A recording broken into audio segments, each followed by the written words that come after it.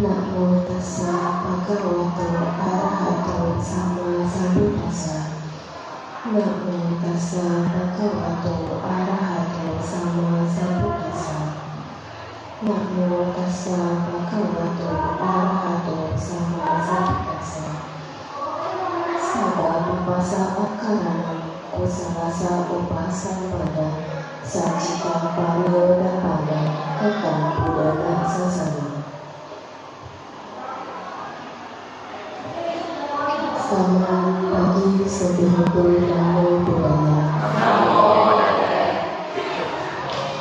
Saya ucapkan terima kasih atas undangan dan kesempatan saya untuk sharing tema di Setia Webinar ini.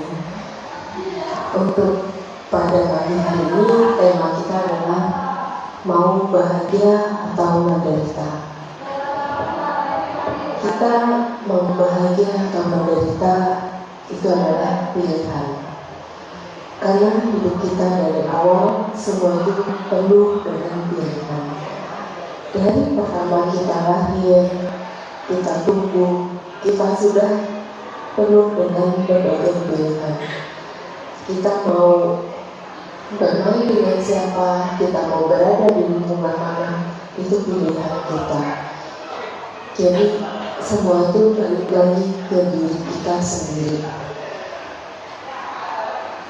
Kebanyakan jawaban kita adalah mau bahagia, tapi kenyataannya penderitaan yang selalu datang dalam hidup kita.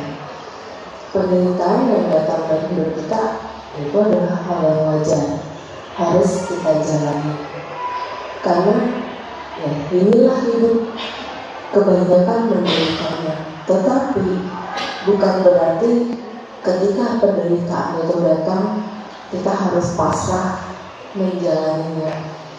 Tapi kita harus terus berusaha untuk melakukan hal yang baik dan lebih baik lagi. Kita praktekkan seperti yang biasa kita dengar dari teori para bante, ceramah para romo dan sebagainya. Kita harus terus praktek dari teori-teori yang sudah kita dengar. Praktek Dhamma itu seperti apa sih? Bukan hanya 5 sila, tetapi kehidupan sehari-hari itu juga praktek. Seperti apa? Misalkan hari ini kita mengalami masalah apa? Masalah yang kita hadapi itu adalah latihan kita. Kita bisa melewatinya dengan baik, berarti kita bisa mempraktekannya hal tersebut hari ini. Besok lusa begitu juga. Setiap permasalahan yang terjadi silih berganti dalam hidup kita itu adalah latihan kita. Kita ketemu orang yang tidak baik dengan kita, itu juga latihan kita. Bagaimana kita bisa tetap bersikap baik, bagaimana kita bisa mengalahkan rasa kebencian, rasa amarah dalam diri kita menghadapi orang tersebut. Jadi kita harus praktekin sehari-hari. Misalkan dibilangin, ya kamu harus sabar ngadepin anak, ngadepin kondisi teman, ngadepin kondisi lingkungan. Memang secara teori kita harus sabar, tapi kita pun harus praktekin. Oh, sabar ini ngadepin ini seperti apa nih? Caranya kita pikirkan sendiri, karena ngadepin berbagai orang, berbagai masalah itu berbeda-beda. Ada yang perlu ngadepinnya pakai tindakan yang keras, ada yang perlu dibilanginnya baik-baik. Jadi semua itu balik lagi ke diri kita. Tetapi kita pun harus juga kesadaran yang kita lakukan ini merugikan diri kita atau orang lain.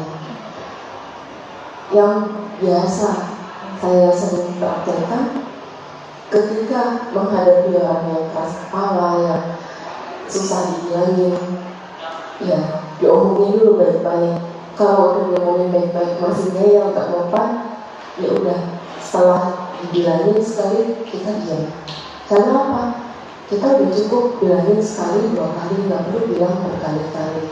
Kalau sekali 2 kali aja nggak didengar, apalagi berkali-kali gitu. Setidaknya kita sudah memberitahu dan sudah mengingatkan. Selebihnya balik lagi ke pribadi orang tersebut, ke kebijaksanaan orang tersebut. Karena kita semua memiliki kebijaksanaan masing-masing, memiliki wisdom.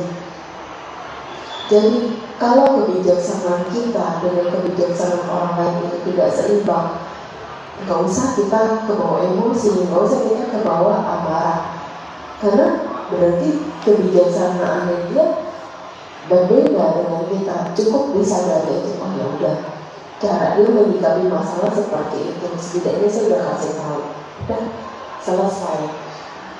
Nggak usah kita kebawa kesel, nggak usah kita kebawa ngedumel, apalagi kita ceritain dirinya ke teman kita atau ke orang lain. Itu kan kita udah berbuat baik nasihatin orang, tapi kita ngedumel nih, kita marah-marah ke teman lain, ke orang lain.